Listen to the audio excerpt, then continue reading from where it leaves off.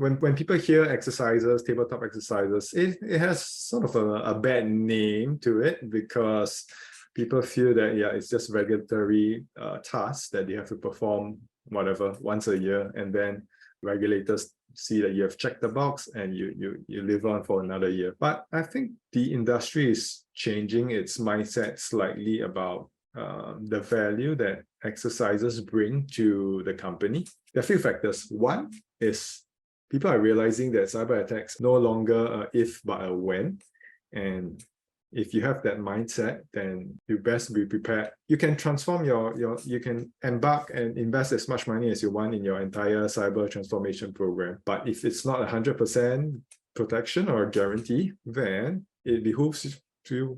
There's no reason why you shouldn't prepare for a bad day. And to do so, either you suffer a bad day and learn from it, or you go through a realistic and rigorous exercise